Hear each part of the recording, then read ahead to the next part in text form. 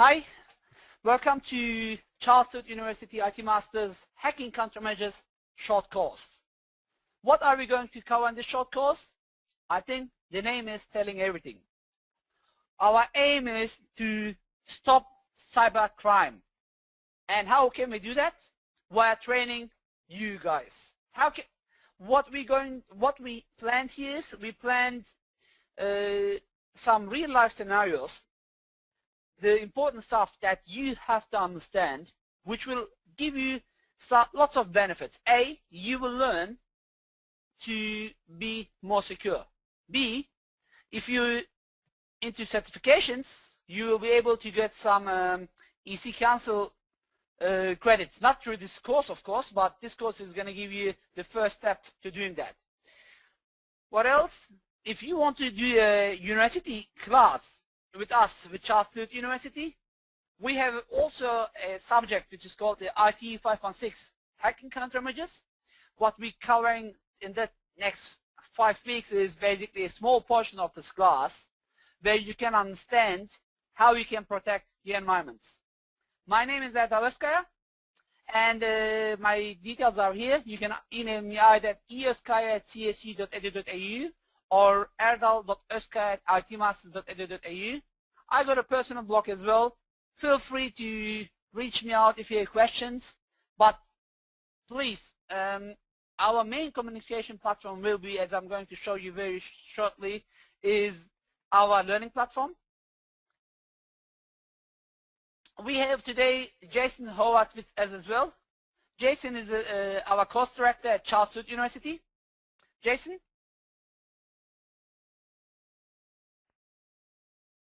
Jason is going to make some introduction. Thank you, Erdal. Thank you very much for the opportunity. You can show your screen, Erdal, and I'll just tell you when to press. Okay. Thanks, no Erdal. problem. You can continue to show your screen, screen, and as we move through the slides, I can just tell you when to advance to the next slide. Okay. Beautiful. Good on you. So, thank you and welcome everyone. As Erdal said, I'm a course director here at Charles Sturt University. Hopefully everyone can hear me okay.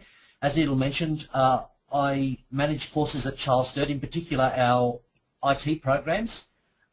We've had a relationship at CSU with IT Masters now for well over a decade, and I've been associated with IT Masters and the IT Masters courses for more than 10 years now, and I can tell you that they're great quality courses. We've put a lot of students through the courses.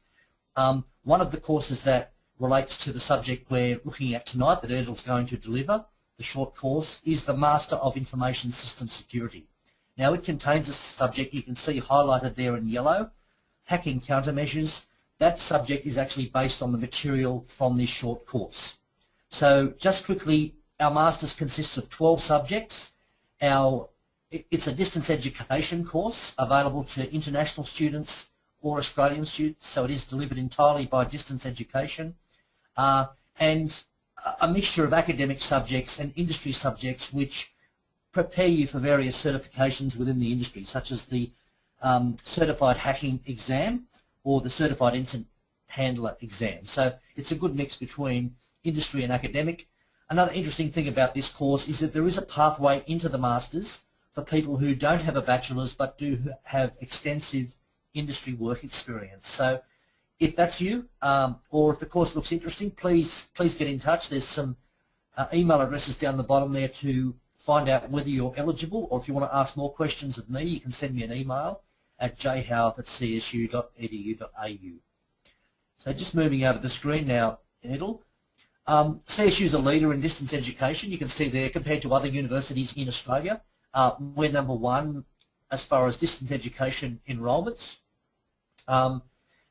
To give you a rough idea of the number of distance education students CSU has, we have around 30,000 students, and around 20,000 of those 30,000 enrolled students at Charles Sturt are in fact distance education students. So we are set up for distance education.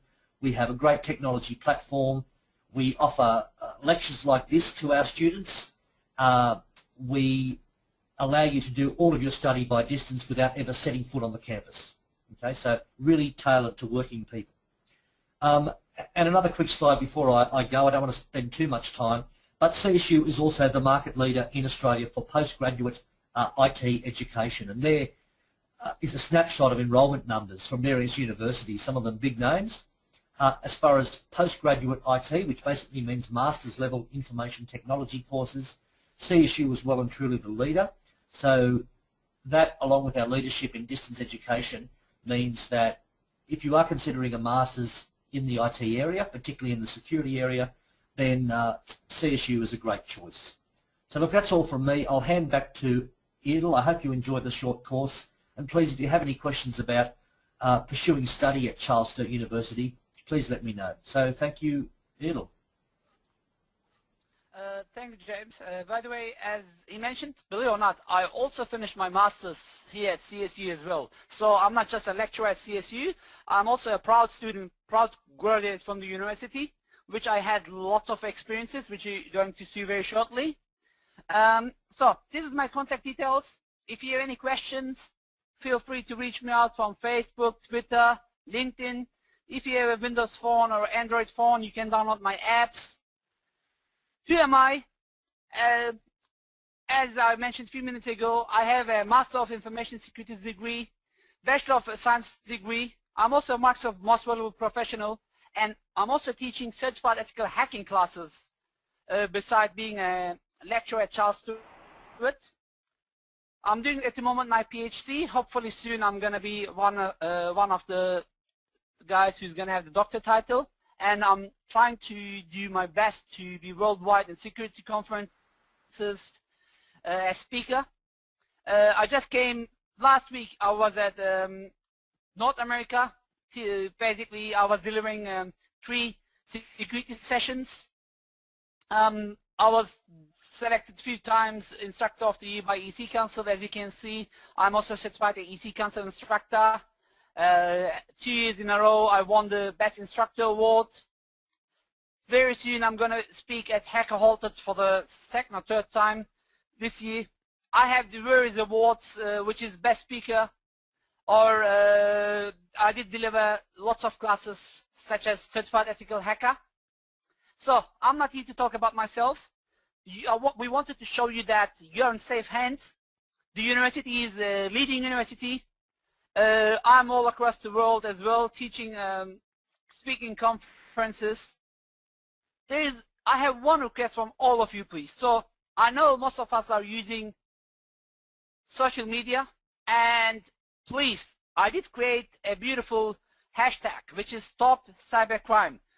Please feel free to put all your thoughts about this class, invite your friends with this hashtag. So let's drive some awareness and let's build a more secure environment. As we know, hackers are everywhere. So this course is there to make your life a bit easier against hackers.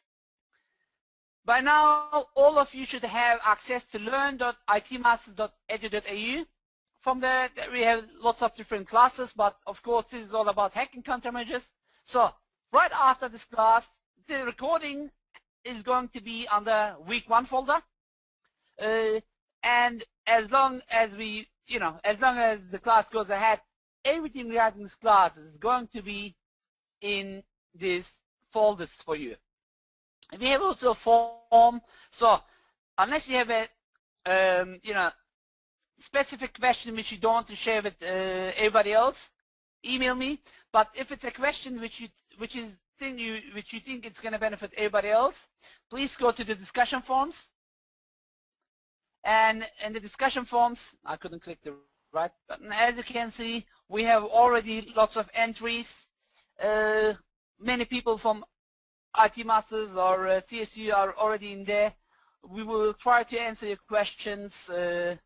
Please feel free to reach us out from these locations. So, answering your questions straight away, all the materials for you is going to be right after this class under this folder. So this week we have the introduction, enumeration, next week scanning and enumeration. I'm pretty sure all of you went to our website already, or the CSU website, which has already all the information that you need about this class. Okay, so I will leave this to you. I'm pretty sure you're all capable to go ahead and work with this. As I said, our main communication channel is https://learn.itmas.edu.au. If you still didn't receive your email, please reach me or James out, and we are more than happy to give you what you need, which is your username password. Okay, what are we covering this week? This week we are covering 2 modules. The first module is going to be the introduction, and the second module is going to be, as you're going to see very shortly, enumeration and scanning. So, are we ready? If we are, let's start.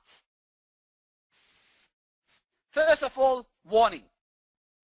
This presentation may contain occasional bad language or subject matter that some may find disturbing, and some information which you should not use in live targets or networks without permissions.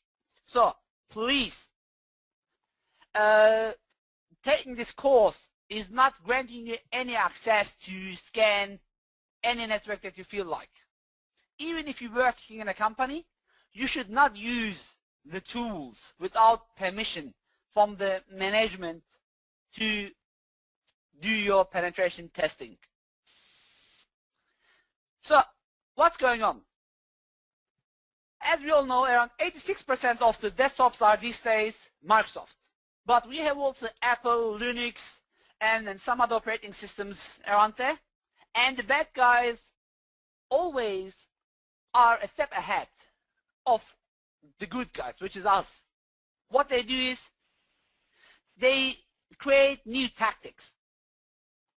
There is one thing to remember before we start with everything. There are 2 types of organizations. The first one is basically they know they are being hacked. Look, just last week, eBay was hacked. Just 3 weeks ago, many big governments, including Australian government, many big organizations, including Google,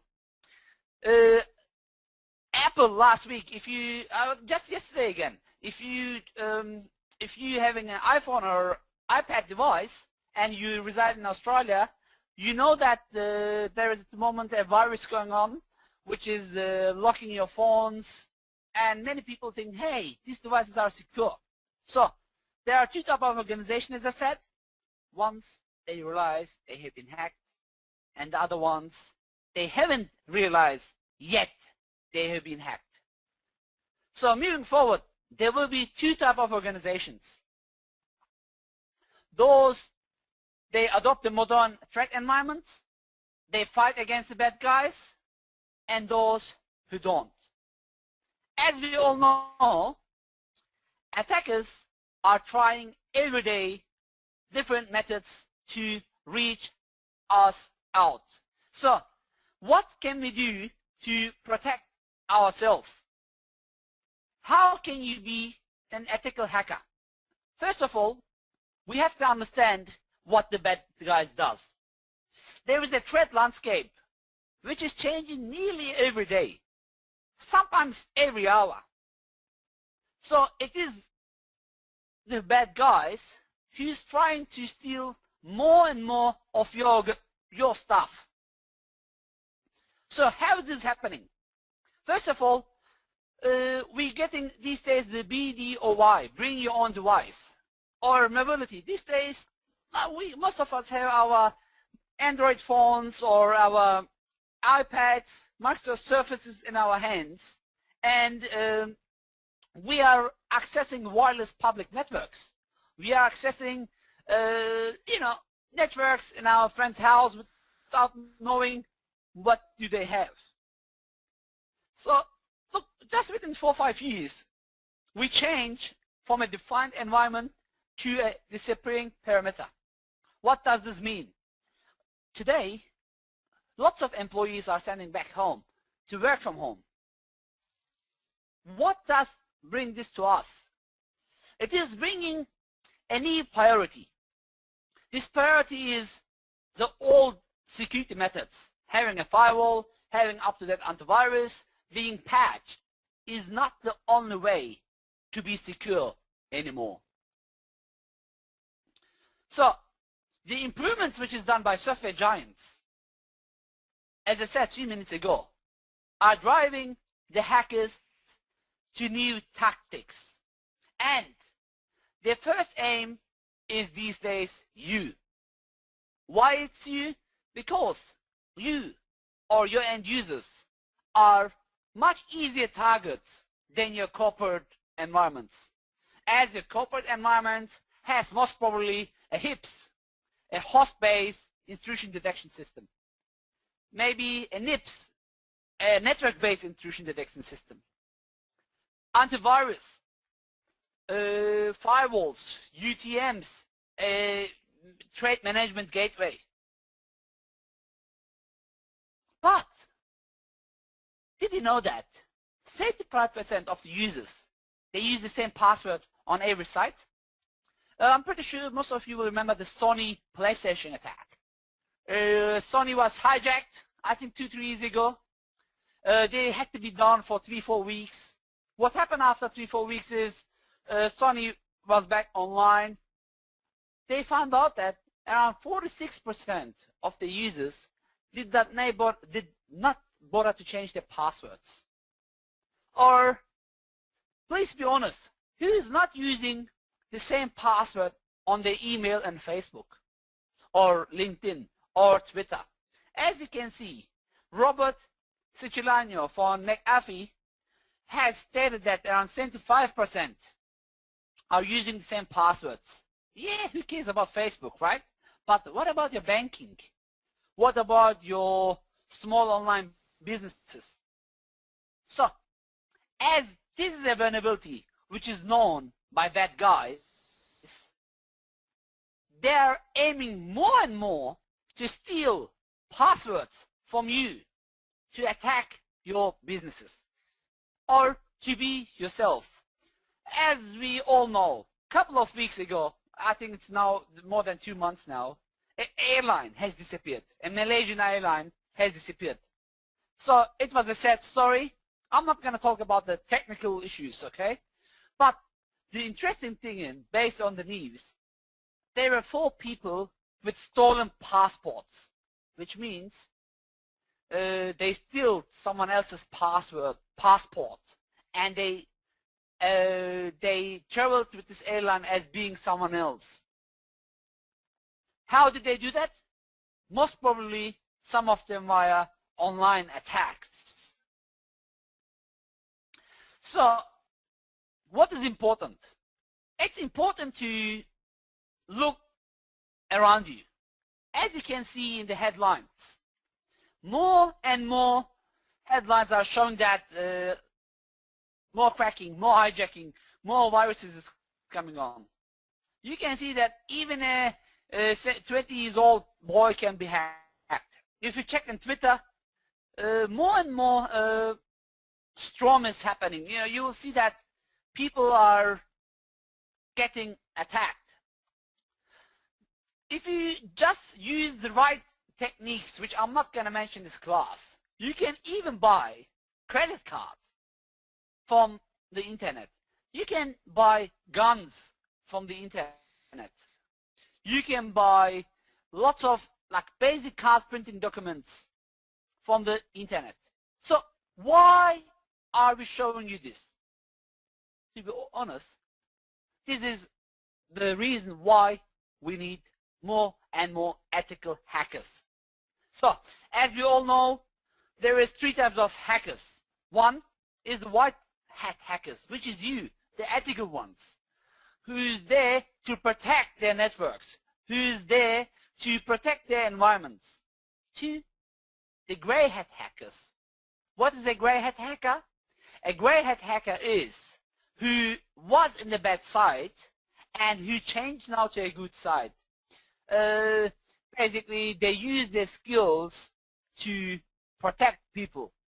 And 3, the bad guys, which is the black hat hackers. What is a black hat hacker doing? A black hat hacker is aiming to get into you. By the way, the last 3 slides was done by Dan Weiss, a penetration tester from Melbourne. Special thanks for him. Alright, let's talk about the key principle of security. I think we all know, not every network administrator is a security expert, which means it's time for all network administrators to understand the basic of networking. It's important to follow the key principle to secure your networks. What are they? To understand this, we have to understand risk management.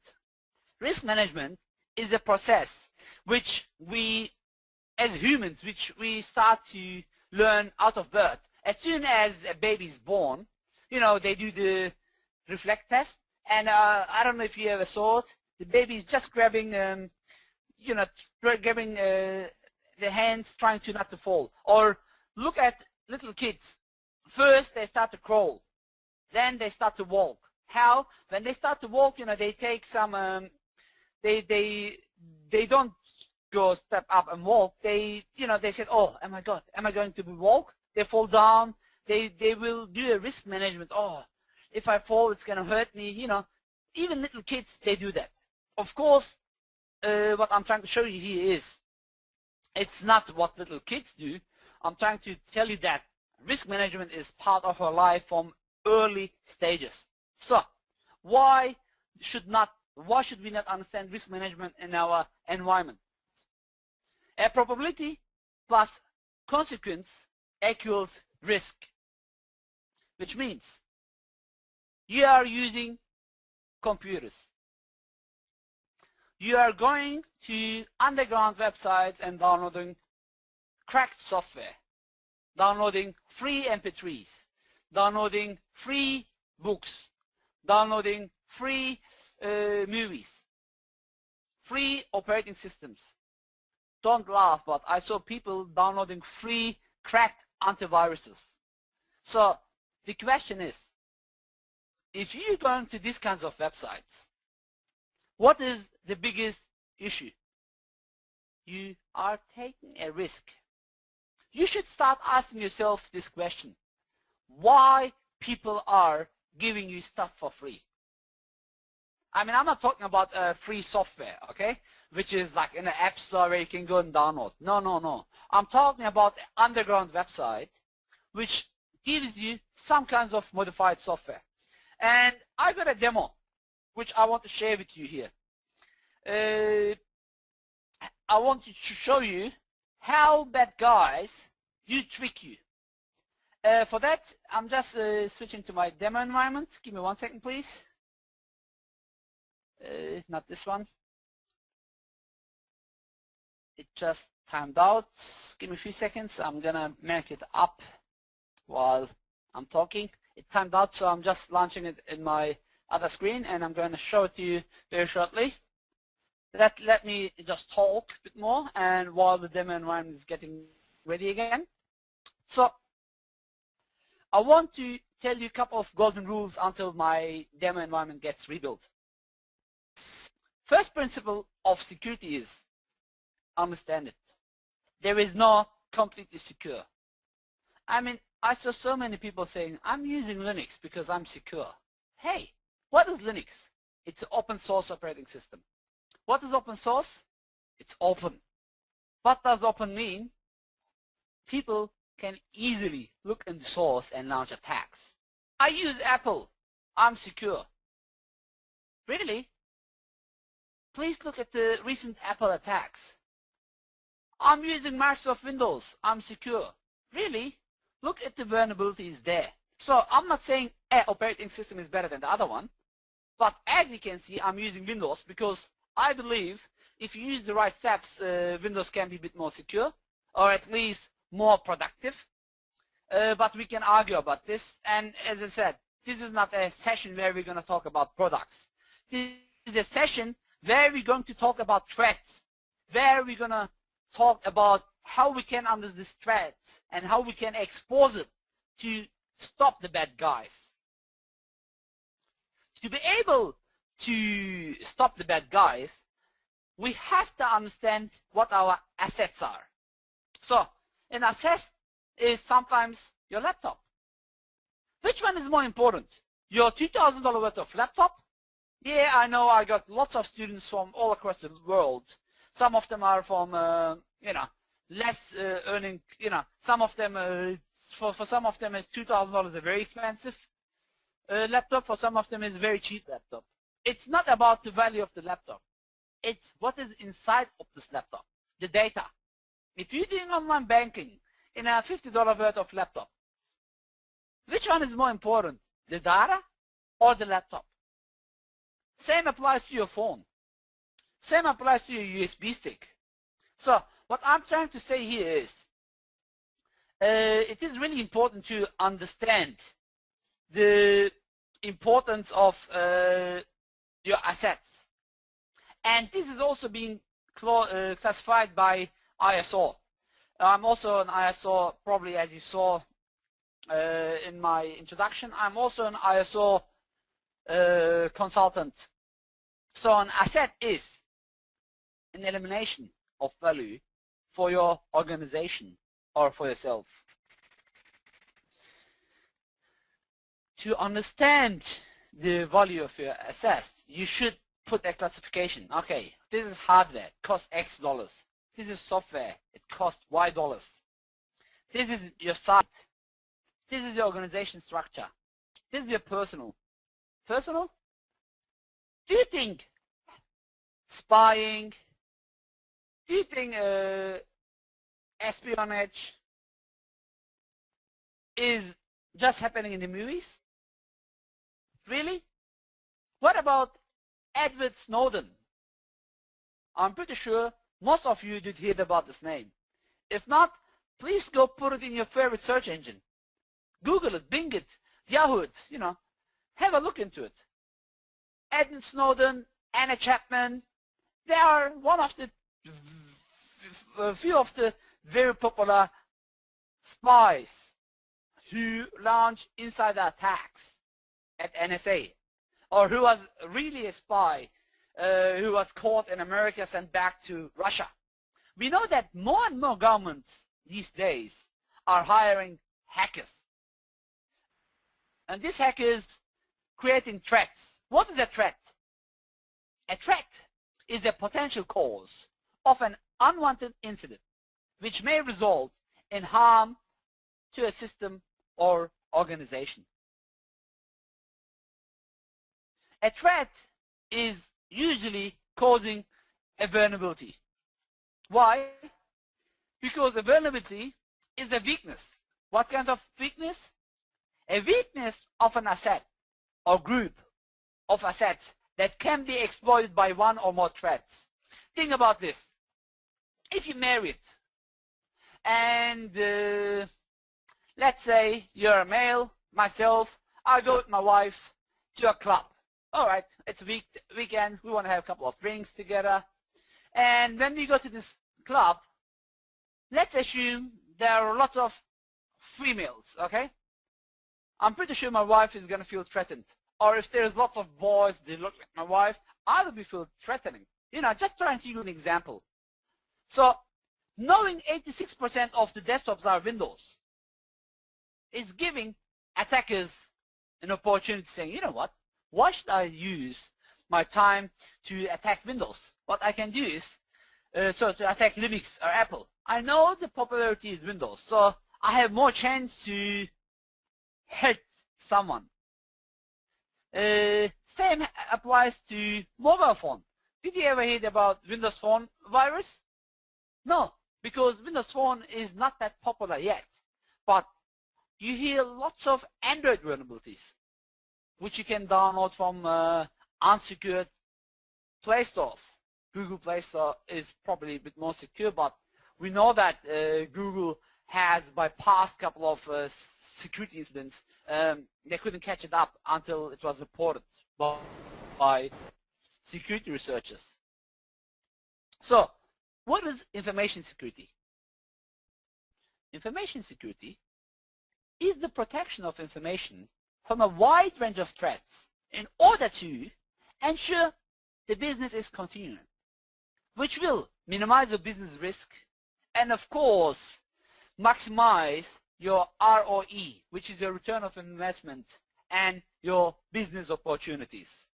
Am I saying that? No. Yes, you see myself here delivering in a bank on how you can find malware, but this is an ISO clause. ISO, I'm pretty sure all of you know that it's the International Standard Organizations which set up the standards. Okay, let's do some demo before you get more bored. This is my demo environment. So I'm going to my Windows 2012 server. I'm going to log in. Password. I'm not going to tell you my password. Alright. This can be done with any operating system that you can think. Okay. So how does a virus, a hacker tricks you? Like I was talking about free software. Remember? Let's say you like games. But the games are very expensive for you to buy. By the way, I'm using the EC Council Certified Ethical Hacking materials here in this class, which as most of you know, we do honor this at CSU, and if you pass CH, you can get credit from IT 518 in your masters. Okay, so for more information, please check our website, which is itmasters.edu.au or chu.edu.au. So let's go system hacking.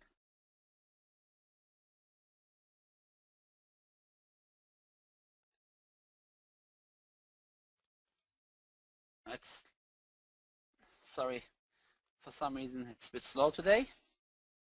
Not kilogos.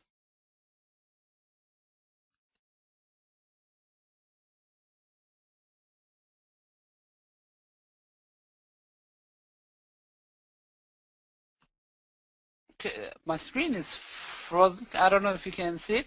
I'm already inside the game.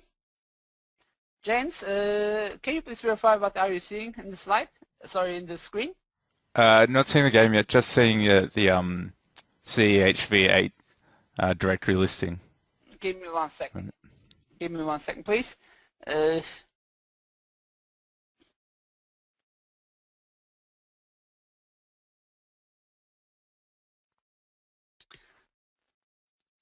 Okay.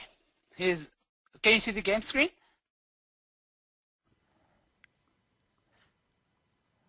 Yep, you're in the games folder now. Tetris. Beautiful, beautiful, beautiful. Tetris.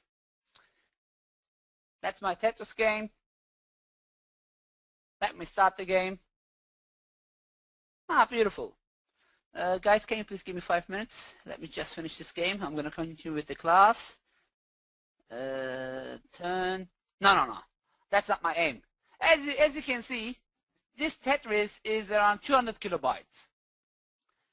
But this game, let's say, costs $200 or $50 or $10, which you don't want to pay money. Okay? Now, I'm going to use my tool set here. I'm going back to my folder. I'm going to my wrapper web programs.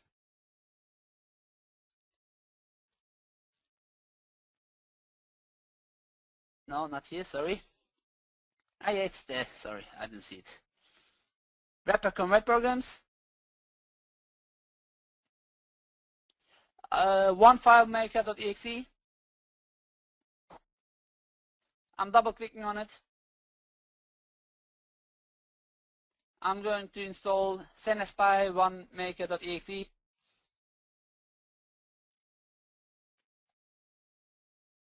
Please do not download this file from the internet from unknown resources. Why? You're going to see it very shortly. So, if I tell you, James, I don't want to talk to anybody else. If I tell you now, I got a beautiful virus for you, would you like to get it off me? What would be your answer? Seriously. I got a virus, and I'm offering you to give it for free. Are you keen to take the virus off me? I don't think so. Why not? Oh, you haven't sold it to me. No? Okay. So he's not going to get my virus, right? So what I'm doing is, I'm opening my OneSpy.exe maker, which is an old tool. I'm not using the latest tools. I'm getting my little game.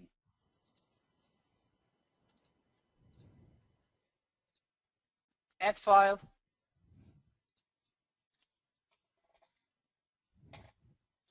I'm going to my folder location, ch tools,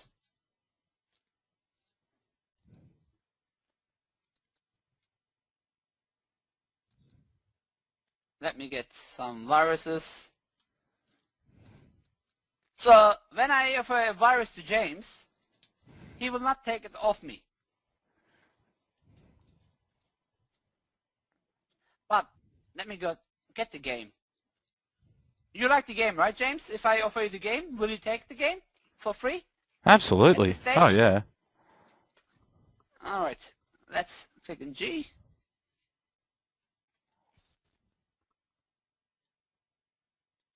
I'm in the wrong folder again. It's too small, I know.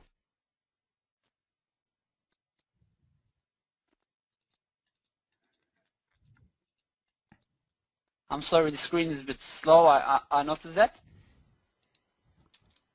But nothing which I can control, to be honest. Here's my game, which James wants to have.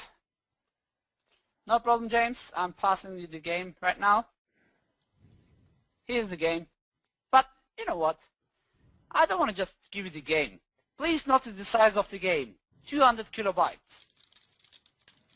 If you don't believe me, here's the game.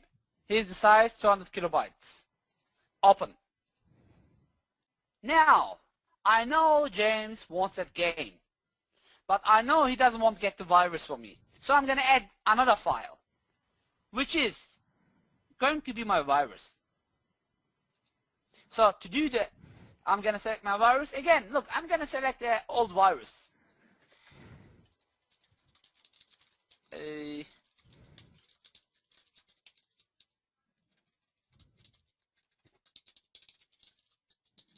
I go to Trojan. Yeah. James, would you like to have a Trojan or virus? I thought you were giving me a game. Yeah, sorry, yeah, of course, yeah. Guys, don't tell him. What should we give it to him? A Netcat virus, a BlackBerry Trojan, a destructive Trojan, or you know what? Let's steal some stuff from him.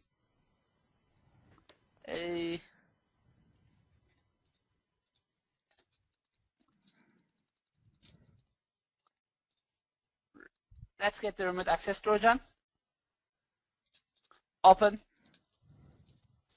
I'm gonna get the Thief virus.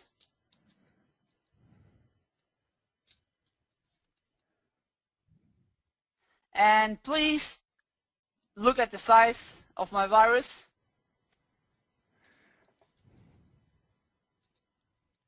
It is 522 kilobytes.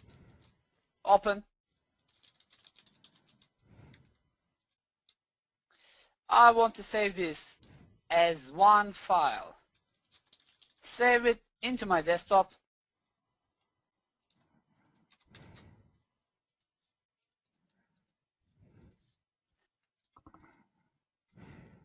Save it into my desktop.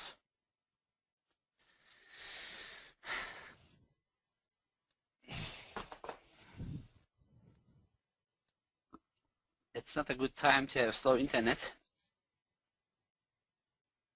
And I want to call it Game for James.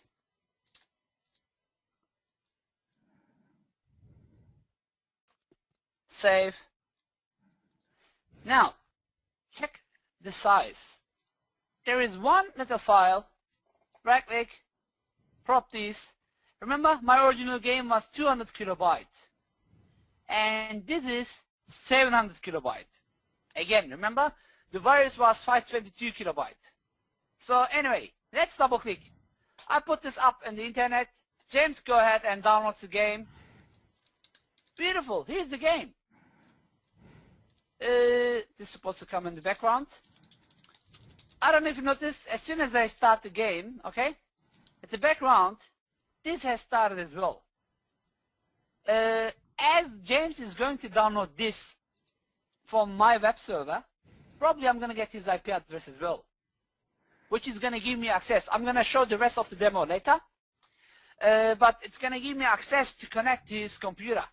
In this case, I mean, of course, it's not James' IP address, but as soon as I know his IP address and click connect, it's going to connect to his computer. But again, I'm going to show this a little bit later, okay?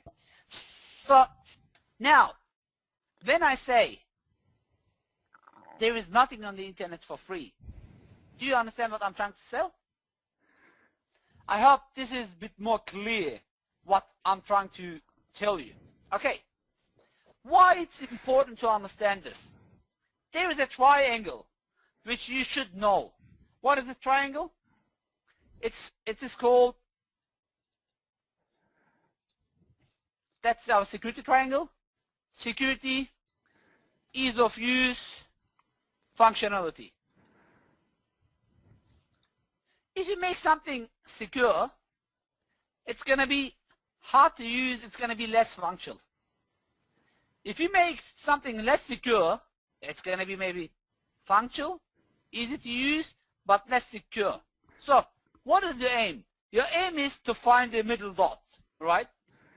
Which is, oops, here, something which is easy to use, is functional, is also secure. Okay, how can you do that?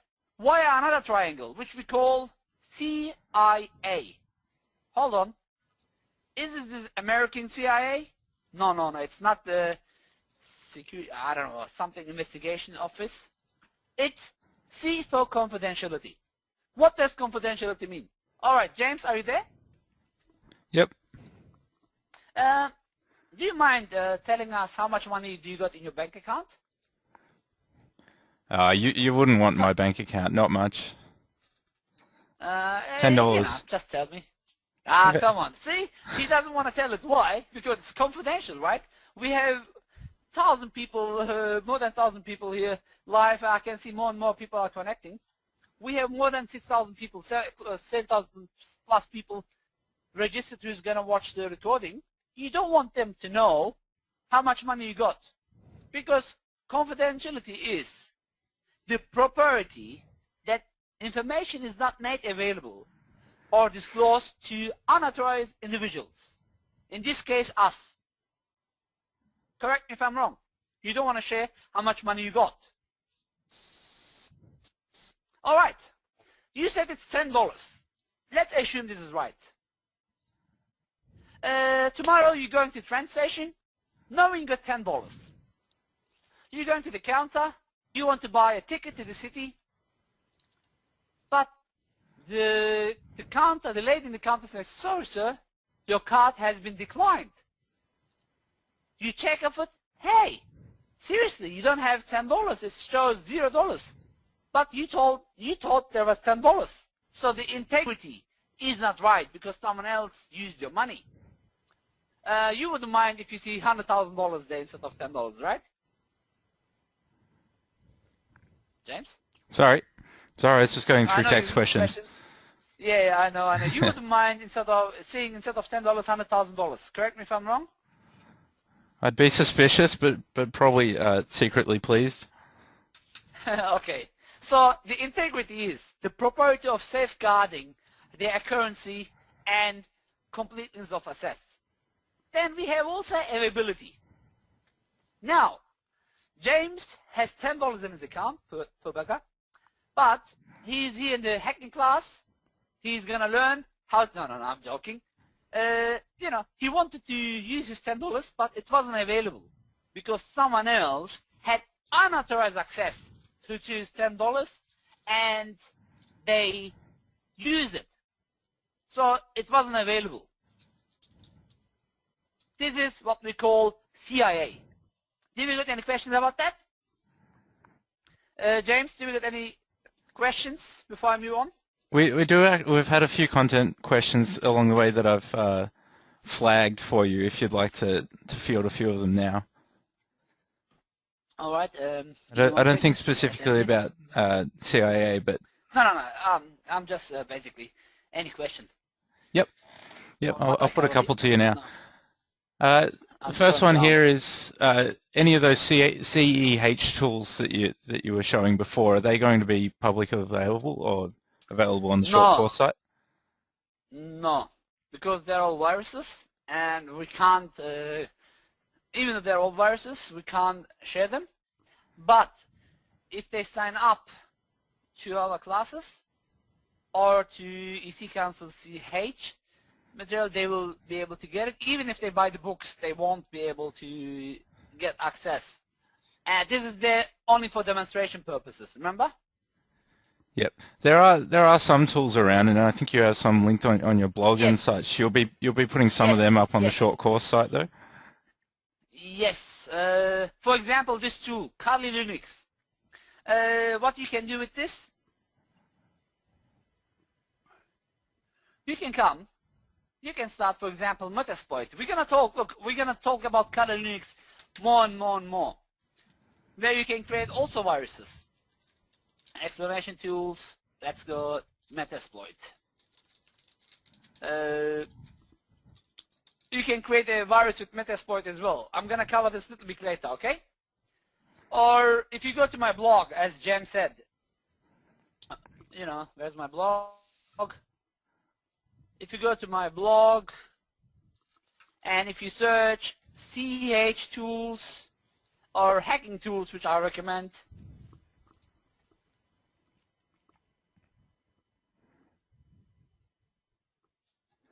We'll put up links to the freely available tools on the learn.it masters site in the next day or two. Especially ones like Kali Linux, I believe, is of course open source, freely available. You can even get it just by Googling for it, confirming that the one that you do download is and this is the one you all want. the other tools which is free as well, such as Wireshark, K-Enable, and I'm going to cover most of them during our class, okay? Except Co-Impact, GFI Vanguard, they are not free, but the rest, most of them I'm going to cover here, promise. So please have a look in the blogs. You know, if you got Facebook, don't forget to like us and IT Masters. All right. So, what are the sorry? Any other questions? Yeah, we've got a few more. We'll go through a couple more, and then you can jump back into your slides. Patrick's asked the question, how can we know that our data has been accessed or hacked? Is that something you want to go into now at all, or is that something that's going to be in one of the other weeks? It's too early, but promise we're going to cover this, I think, in week 4. Yep. Okay? We are going to cover this a little bit later. So I will postpone that. There is a couple of other time. It's not part of today, but today is just introduction. So any other question? Yep. Just someone's asked for more information on Lab on Demand, the tool that you were using to show the labs. Nathan's just asked for further information about that. If you go to our IT Masters YouTube channel, I have there a video, which I'm more than happy to put it in the forums as well, which you can show how you can build your own lab. Okay? Please watch this video. Go to IT Masters YouTube channel and watch the video. I have a specific video there which shows you how you can build your own lab. Another question? One more, then I have to move on. One more. Thomas has asked about the eBay hack recently, about how it only recently came to public, although the hack was, I think, a good couple of months ago. Do you have any lessons learned about that? Yes, yes. Look, funny enough, you thought probably, let's go to, like last week I was at Tech at North America. And believe it or not, I was talking there about eBay hack. I said, guys, you know, even eBay, one day you're going to hear it's hacked. I will not be surprised. Did I know about it? No. It's, you know, you can go and watch the recordings. If you go to my Facebook page or my blog, I got recordings there. Please feel free to go on ahead and watch them. Okay? It's also my blog. So what happened is the eBay hack happened with distinguished employees. You know, employees, they were not working for Google anymore. So I mean eBay anymore. hackers gained access to those. So basically, even eBay was not following the good practices. So there is nobody secure in the world. Please keep this in mind. That's a golden rule. The best thing which you can learn in this class is there is no way to stop a hacker. All what you can do is make the hacker's job harder, which means doesn't matter what your company name is. It is all about what you practice. So look, you're going to see in the slides, have long passwords. If you watch my recordings, you're going to see like there are many recordings in my blog or YouTube channel of IT Masters, CSU. You will see lots of slides, lots of people, as you can see there in my sessions. It's not about listening, it's about acting. In ISO, we have a policy, which is PDCA.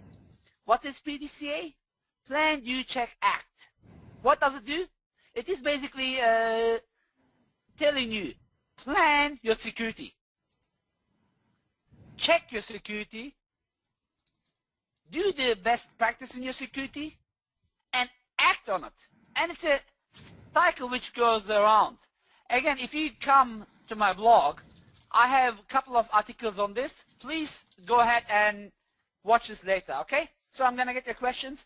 By the way, I see lots of friends logged in, such as Dula and everybody else. Hi, everybody. Sorry, I'm not going to be able to talk to all of you, but feel free to poke me after the class. Okay, what are the security principles? First of all, rule number 1. Grant the least privileges to yourself. If you have admin privileges, you'll be hacked easier. Make sure you know your network.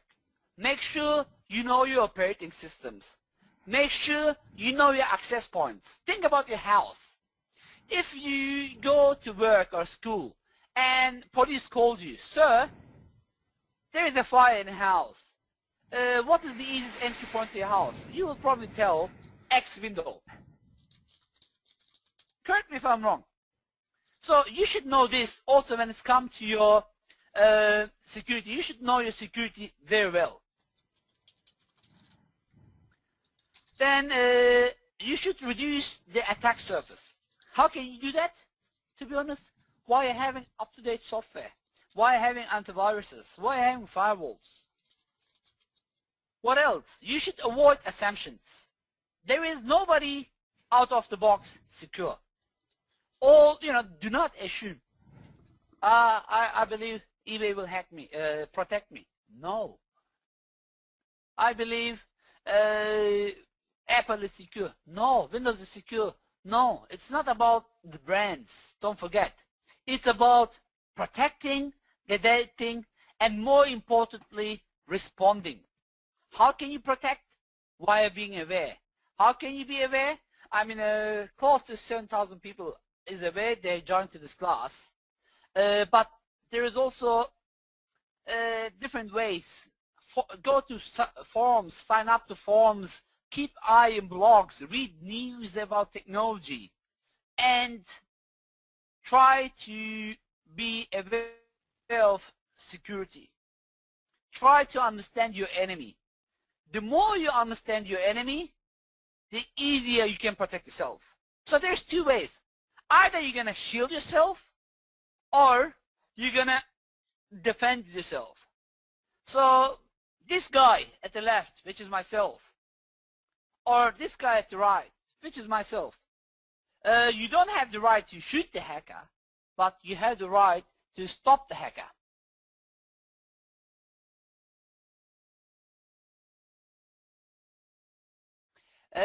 By the way, cryptography is not covered in these 5 weeks. I just noticed a few questions there. Alright, this is a very favorite saying. The art of war. If you know the enemy and know yourself, you need to not fear of the result of 100 battles. If you know yourself, but not the enemy, for every victory gained, you will also suffer a defeat. If you know neither the enemy nor yourself, you will succumb in a rebuttal. So it's time to have a best practice. As I said, there is no way to stop a hacker. All what you can do is make their job harder. You should know yourself, and please be brutal about yourself. Know your network, and know where the hackers can come into your network. If you're using a modem, which we all use, and you don't even update your modem, you don't have a protection layer between your modem and yourself, then you are in trouble. So try to understand the hacker levels. As I said, we talked about white hat, black hat, and gray hat hackers. So we should keep in mind that we did get attacked for many different reasons. But the main reason is we should understand how we can protect ourselves. Okay, look, this was probably the only module which we have lots of talk. I have lots of modules which is going to be more demo based, but the key principle of security, I mean, what are you going to demonstrate in a key principle, okay? But it is very, very important to understand how security can be gained. Okay, let's do a demo. Again, how hackers can hack, for example, a Windows 7 machine. Hi, my name is Erdal. Okay, here's my, because the demo is a bit slow, here's my backtrack, or you can use Kali Linux. All what you have to do is basically launch Metasploit, as I done a few minutes ago. When you launch Metasploit framework, just go to MSF console, click on it. It will wait a few seconds. As soon as you do that, there is, in this environment, I created the virus. Remember my first demo, which was a game? So all what I'm going to do is now, I'm going to use Metasploit to launch an attack. I got two PCs here. One is Windows 7. Oh, not this one, sorry. And what's the IP address? It's 10.10.10.7. And the other one is 2008. Sorry, backtrack. So what I'm doing now is I will use Metasploit to create a virus. How can I do that? Via using the inbuilt methodologies. So just to let you know, Metasploit comes in two flavors. You can use Metasploit Pro or Metasploit Free. If you go to rapid7.com, okay, rapid7.com, you can here's rapid7.com. You can, it's just loading up. You can just download Metasploit from here. And there is a community version and pro version. So just come to products, Metasploit, free download. Here's the pro version, Metasploit. I got it installed on my computer. I log into my Metasploit. And you can just use the console as well if you have the pro version. If not, you're going to use the free version, which doesn't have access to all of these. Back to my demo. So what I'm going to do is I'm going to basically start creating my backdoor. To be able to do that, by the way, you can watch this video right after the session is over. I'm going to upload all this into the website where you can register. So I'm going, what I've done is here, I used MSFT payload, Windows parameter.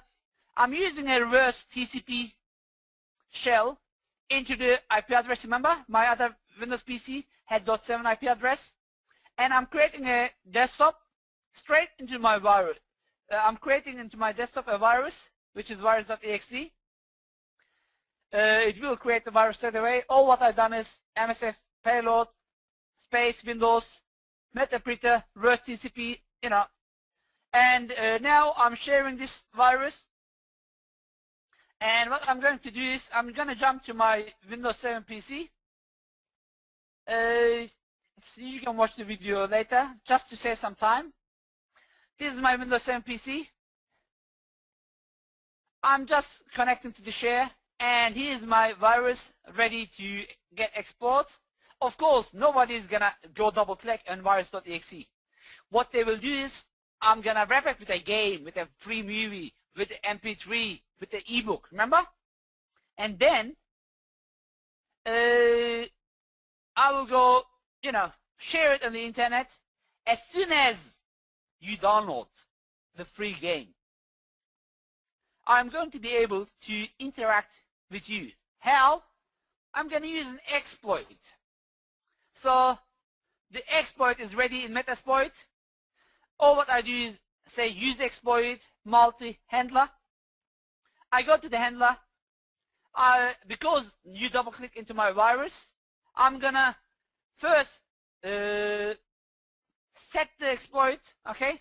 So I'm going to do payload, and the payload was a Windows payload with Metapreter. And remember, it was a reverse TCP. Now it started. So I'm going to quickly type again. So I'm jumping here. This is the virus. So the poor guy is going, double clicking the game. He's playing the game, downloading the virus, okay? Now, I know the host IP address. I'm gonna interfere with the session. How can I do that? Via basically exploiting my virus. All what I have to do is, as soon as I know the IP address, exploit, and as soon as start the exploit, it will go ahead and start the payload, which will help me, you know, here we go. This is my Windows PC. Again, I'm gonna have this video for you ready. You know, as soon as the user, here we go, you know, the user goes ahead and double clicks into my virus. And you will see that now, if I do netstat, I'm scrolling up. There is right here a sync packet which is sent straight to my host, which is my Kali Linux PC. And from there, I'm gonna interfere with the session. How can I do that? By just typing sessions /i/l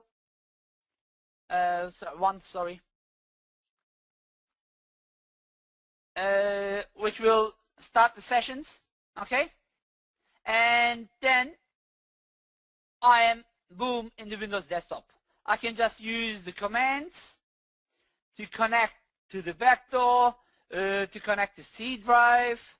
Again, everything will be step by step later for you in that video, okay, in our website.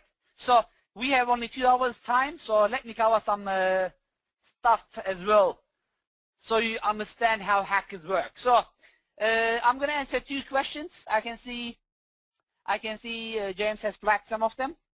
One of the question is it possible to embed virus into the non-executable file? Yes, it is possible. You can embed, like there is a flash vulnerability. I don't know if you remember, a couple of weeks ago, Microsoft patched Internet Explorer. To be honest, there was nothing wrong with the Internet Explorer, but people, they use Internet Explorer 11, there is a flash vulnerability on that. Or saying that, there is still a vulnerability in IE8, which is still not closed by Microsoft. Or Firefox. Most of us thinking Firefox is more secure. Really? Look at the Firefox updates in the last few months. Nearly every month there is an update. So a virus can be embedded to many other stuff, MP3, PDF, and I'm going to have some demos for you later, which you can watch the videos. All right, I'm taking one more question.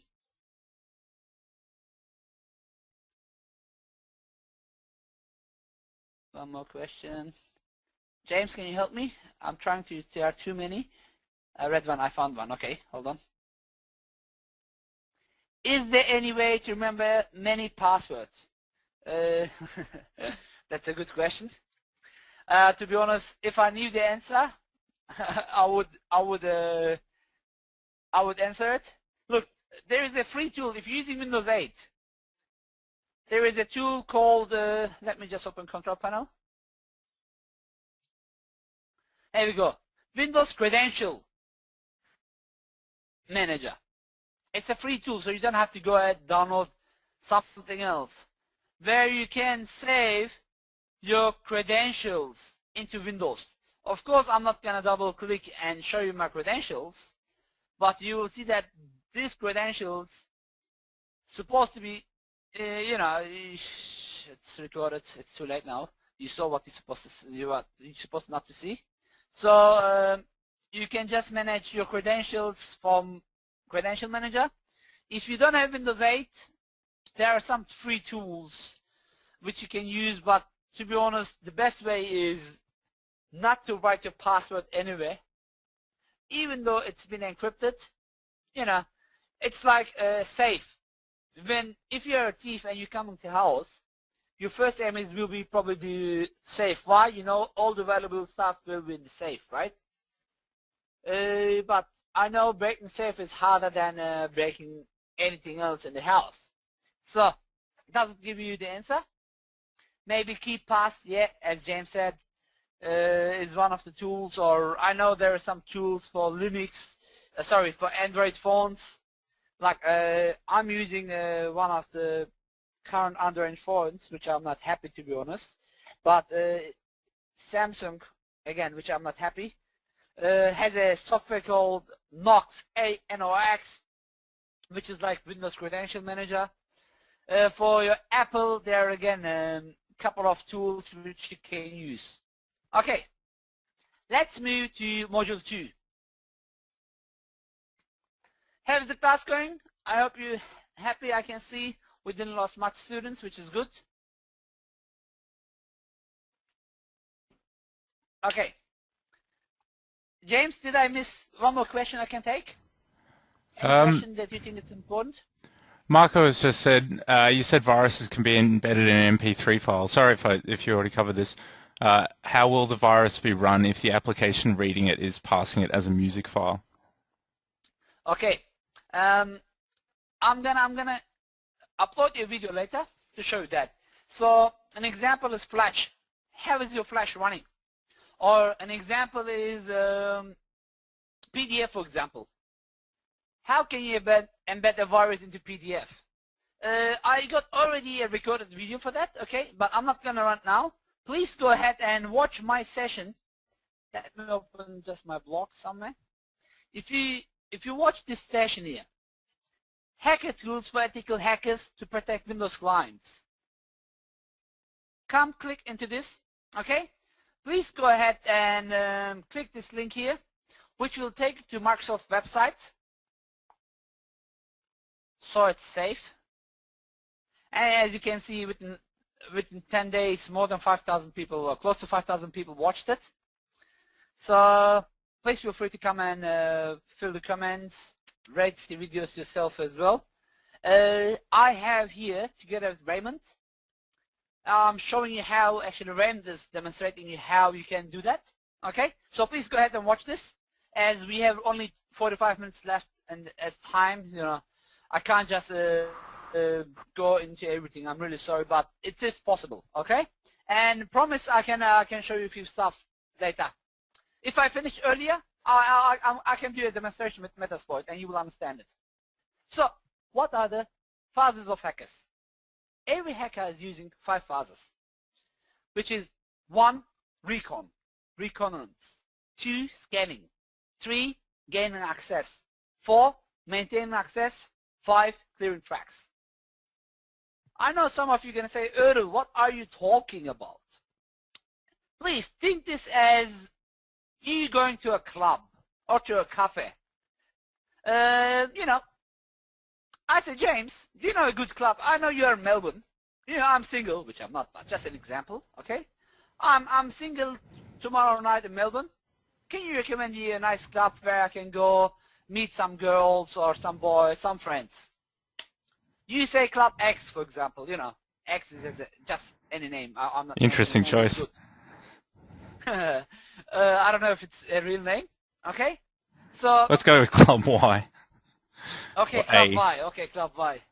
You know, Club A. It's just an example. Okay, please. Okay, now I know what you mean. Sorry. Okay, just, you know, Club Z, which is nice. So what I've done is I gained information from James. Now I'm the club. Beautiful. In the club. What I will do is, you know, depends on your choice, boy or girl. I will look around to find, this lady or this gentleman, you know, depends on your choice, is beautiful. So what I'm doing at the moment is scanning. So I found my target. Now music is there, you know, and I want to go to talk to this lady, but I'm a bit shy, you know. I go and ask, hi, excuse me, would you like to dance with me? If the answer is yes, I will gain access. Now, dance is over, music is over. I want to continue speaking to this girl because she's beautiful. I asked for her phone number. This is maintaining access. What is the first part? Hey, remember, I'm married. I don't want my wife to find out.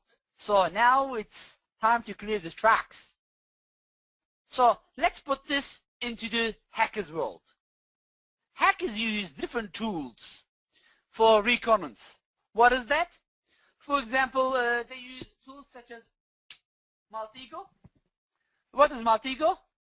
I'm just launching it for you up right now so you can see it. It's loading up in the other screen. It should come up very shortly.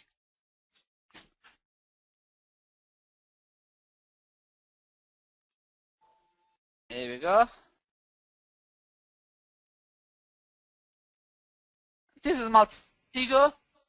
Hold on. Let me just do the boring step here. This is the annoying TLYCMMUN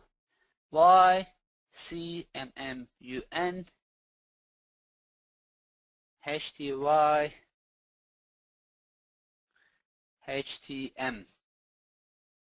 Next. Beautiful. Is anybody volunteered for this? So what I can do is I can just use,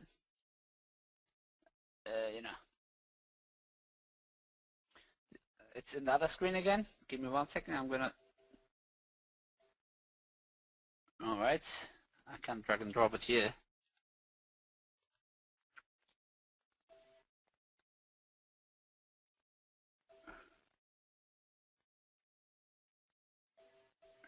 Come on, Maltigo.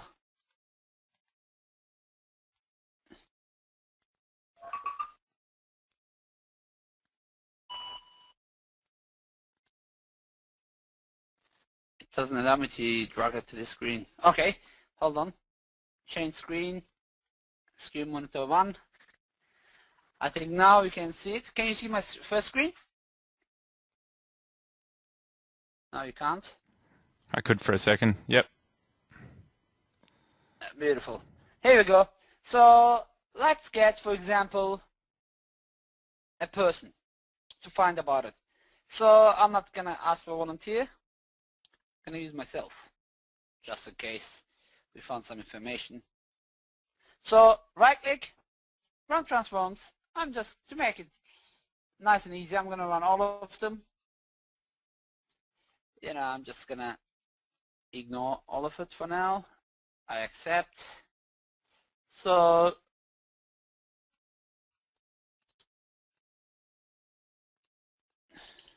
I'm running it. So Maltigo is like a search engine, like your Google. It's going ahead and it's looking around, and look at this. It's too big, I know. It's finding lots of information about me, right? Hey! If you think this is, look, my inboxes, my email addresses, my Facebook profile. Is this me? I'm not sure. Let's double click on it. Yeah, it looks like me. What else? Attachments. There's no attachments. Notes. Properties. Hey! I thought my Facebook page ID is secure. Look at this. It's not. Look at this. My Facebook user ID. Let's copy this. So if you think you are safe in Facebook because you don't have your real name, think twice about it. Look at this. So what else can you do? It goes, scrolls everything. LinkedIn, Facebook. It is gathering information. And as you can see, even my Facebook post, less than 2 hours left to the Hacking Countermeasures class. It's here. What else can you do? You can get an infrastructure, a device, a tweet. So I can just get even a tweet, put it in, and find information. Or what else? Let me just switch back to my screen 2. James, can you see screen 2? Seeing your PowerPoint at the moment, or Internet Explorer. Beautiful. seekit.com.au. What is this website, James? Can you please give some information for non-Australians? It is basically job finding. Sorry, I was a bit. It's a job search. All right, I want to find a network engineering job. All right, let me see what kinds of information I can get from here. All right, look, this company is looking for Microsoft SME.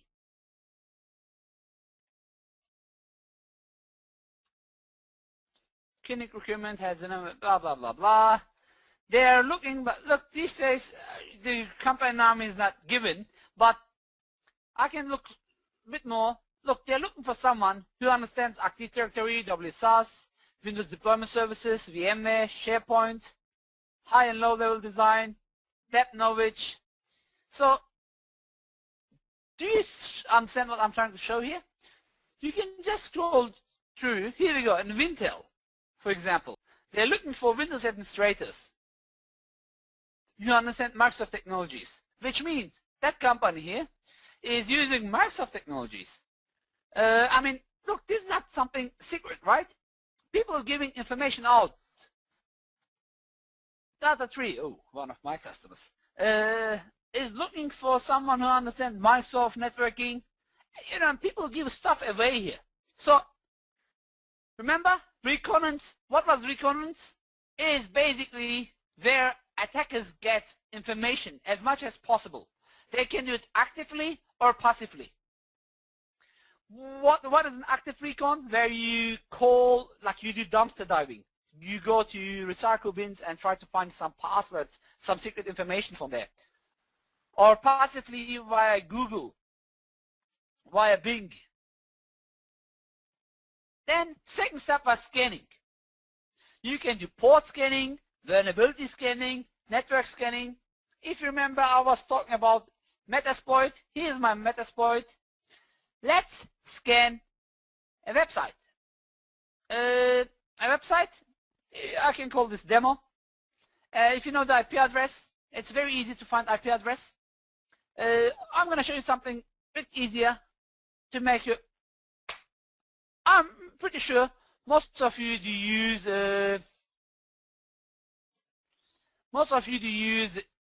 Firefox, right? You're not like me, a Microsoft guy. Look, here's the Firefox. It looks beautiful. That's my block. What is my IP address? How can you find what kinds of software I'm using in the background without clicking anywhere else? What I'm going to do first is I'm going to show you what I'm using, so you understand. You can just do it yourself. Add-ons. The add-ons I'm using is Firebug, HackSearch,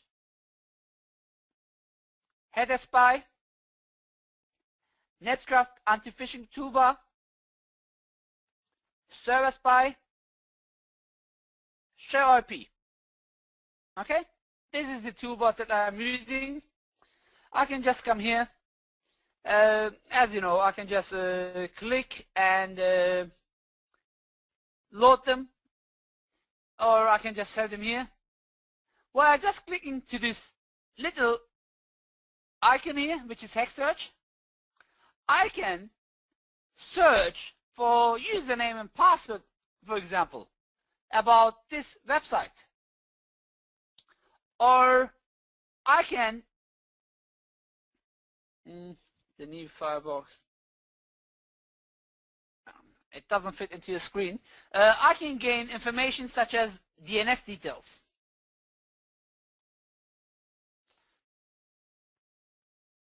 What is my name server? What is my SOE? What is my IP address? Remember? I didn't even done a ping. Or I can just right click from this here. I can search even for this IP address. I can do hack search. Hack search based on, for example, username and password, or in URL, or link search, or it has so many different tools to get the information. So you can use Firebug, for example. What is this? Or if I double click on it now,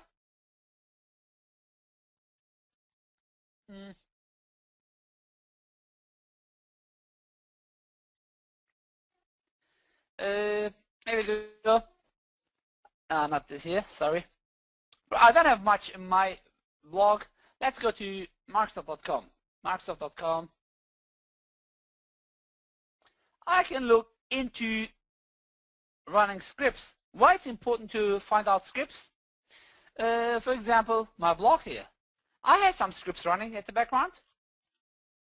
I can just, not this current web page, but like register.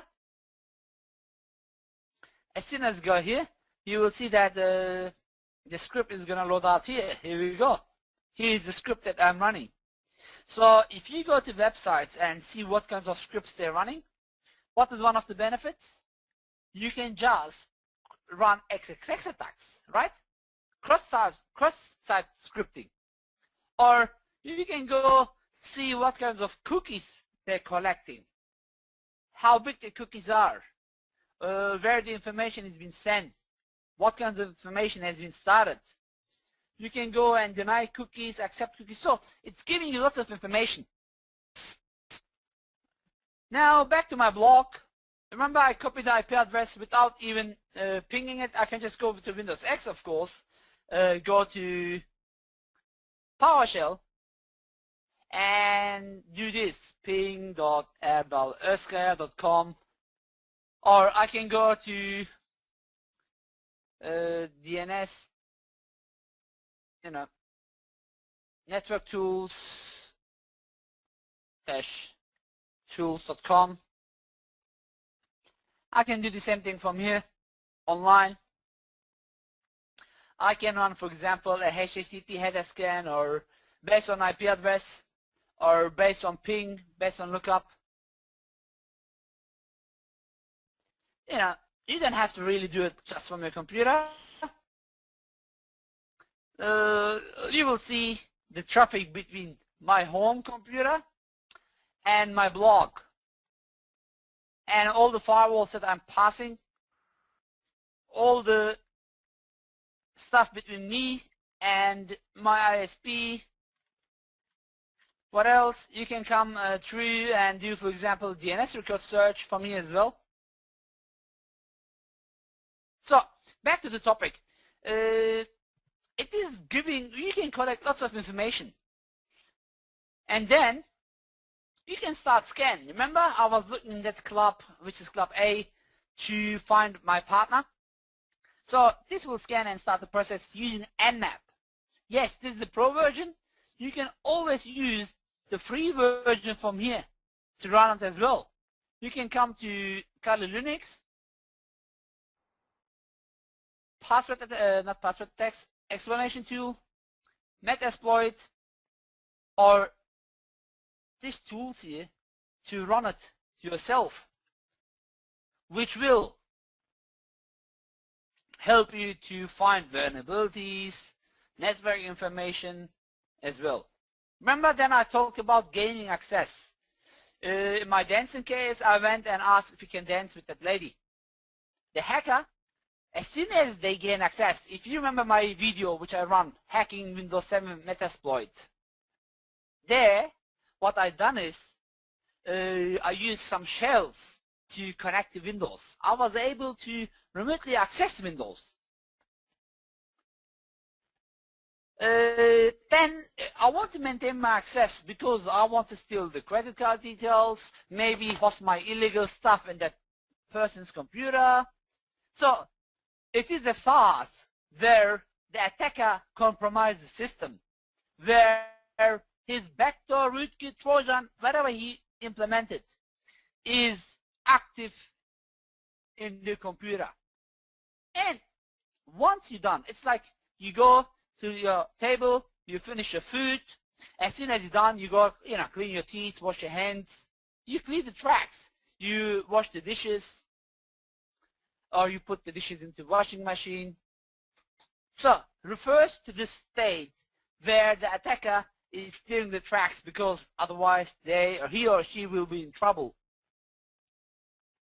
So, any questions? Yep, we got some questions here, Erdal. Okay, yep. We are just about to finish, so I can take some questions. Cool. One of the questions was just hack search add-on. Were you showing a hack search add-on, and can you share that add-on? Mm-hmm. Mm-hmm. 1 second.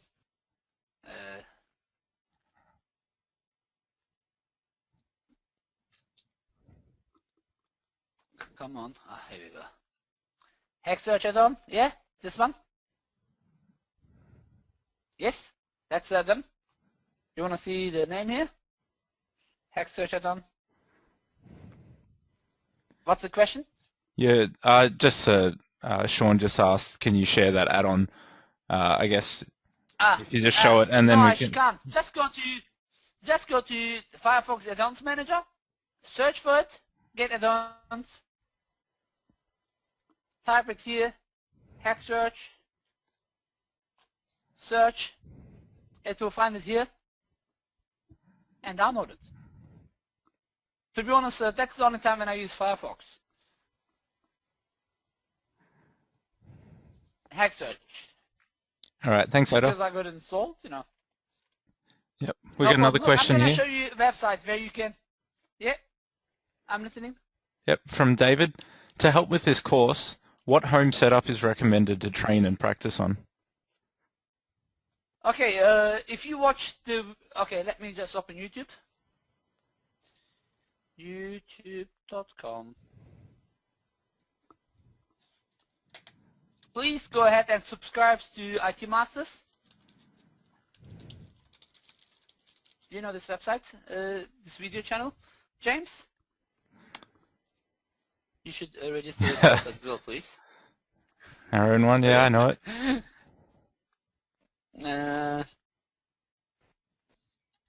Oh, you already uploaded the videos. You're the man. Yeah, Ben did those today. The videos. Beautiful. Look, all the videos that I promised to upload it's been already there. Please go ahead and, just these videos will be linked to here. from learn.itmasters.edu.au. All that content will be going up tomorrow. Yes. Okay. So you feel free to watch them all here. I got everything for you step by step there because we I did try to prepare it because we got only 2 hours for this class for over 4 weeks, so I want to cover as much as possible stuff. That's why we recorded some videos to make your hopefully learning a bit easier. And there is a video called How to Build Your Lab. Just scroll down, Google hacking, phishing demo. Here we go, how to build your own lab. Even though this says ENSA, don't worry. ENSA is the other class which I run. The mentality is same, okay? Just go ahead and watch this, please. It's around 24 minutes. And it will make your life hopefully easier. Next question, please. Yep. Is Maltego free? Yes. There's a free version and a paid version, of course. Just go to your favorite search engine. Maltego. To be honest, I don't know how to use Firefox.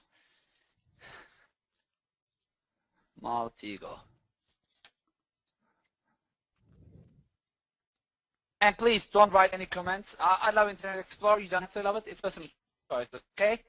Every class I received 20 emails. Oh, I can't believe you're using Internet Explorer. Use Google Chrome or use Firefox. This is a personal choice. I love my IE. So Maltego. There's a free version which is limited, and of course paid version. Alright, just download from here. One more question? Yep. Gary asks, so the push moving to the cloud, is that making black hat hackers very happy?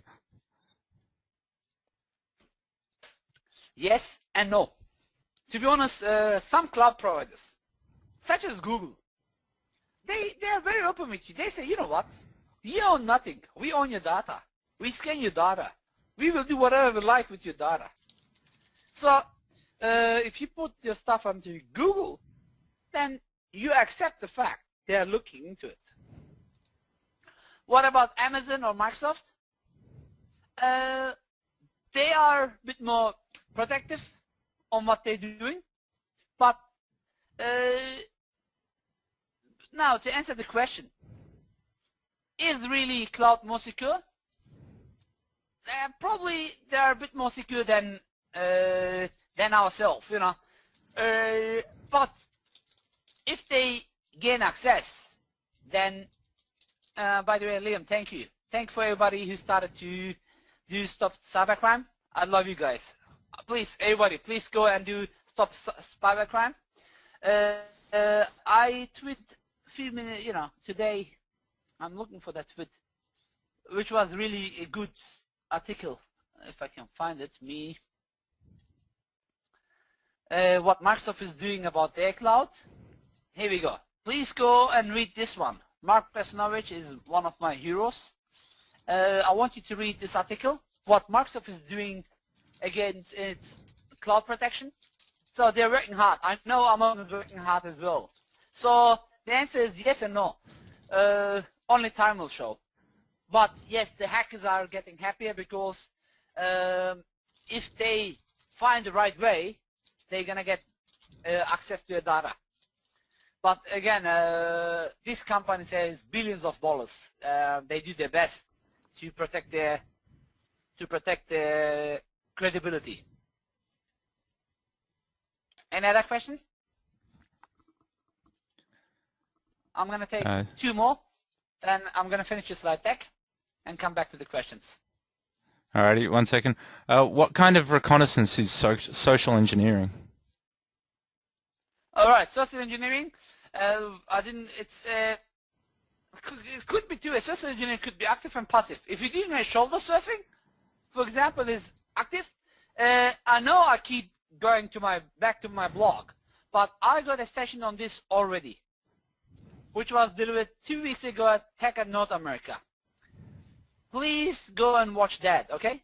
All your answers are here. Social engineering, manipulations, target attacks, and IT security. I presented with a Microsoft gentleman called Milad. He's a close friend of mine who works at Microsoft Gulf. Please go, you can download the PowerPoint, the videos straight from here. Please feel free, to share it. to drive some traffic there? The answer is here, okay? 10 to 5 minutes, go, and it's covered in details. As you can see, you can just download it straight away. One more question? 1 second. Thank you, Sam. More of a comment from Daryl Lynch. What do you think of this? Website hosting has been around for a long time and continues to be hacked. I can't see cloud hosting being any different. What's your thoughts on this? Okay, website hosting and cloud. So one is in a service. I mean, cloud could be, you know, infrastructure as service or as storage. Now, let's talk about Dropbox, for example. To be honest, Dropbox, Google Docs, at the moment they don't have the right encryption mechanisms. Same applies for old SkyDrive. Microsoft promises it's now a bit more secure, but you know, if you have, look, this is my, I don't want to be politic because most of these big companies are my customers, okay? The question is, if you have something secret, then please don't, thank you, Chris. If you have something secret, please don't share it in the cloud. This applies to everything. If something is secret, keep it in your own safe. It's like banks, you know, you can go and hire a safe in a bank. But you watch the movies, you know, how they hijack the banks. And, you know, it's not been, if the bank is hijacked, it's bad luck. Insurance is not even covering it. Does it make sense? What I'm trying to say? Alright, one more question. Yep, one more here. For malware analysis, is it safe to perform analysis inside a VM? Can viruses cross over through a machine to exploit the host machine? To be honest, I do all my testing in VMs. As you can see, I got a fresh Windows, I got old Windows. This is one of my PCs. I got also a whole server with 64 gig of RAM sitting there, which I'm not connected yet.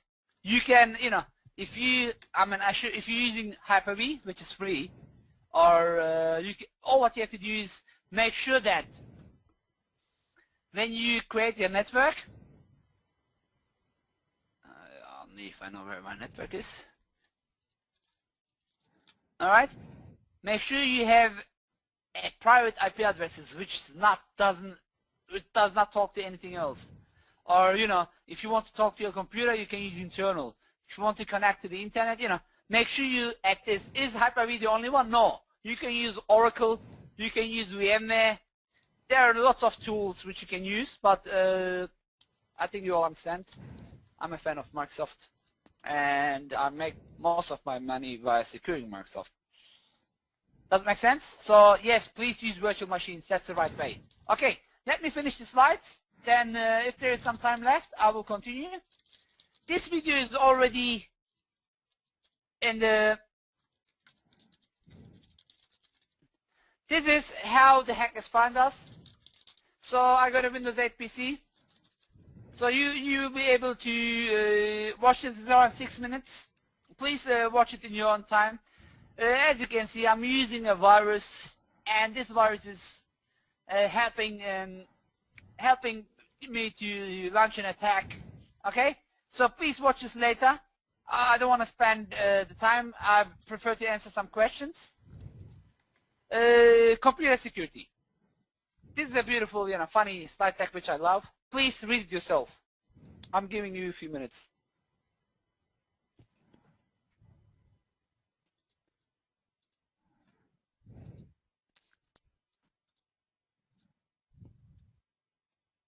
I think it's funny.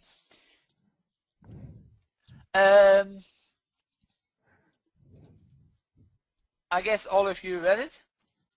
So next week we're gonna cover scanning networks in details, enumeration, and I'm gonna have some live demos.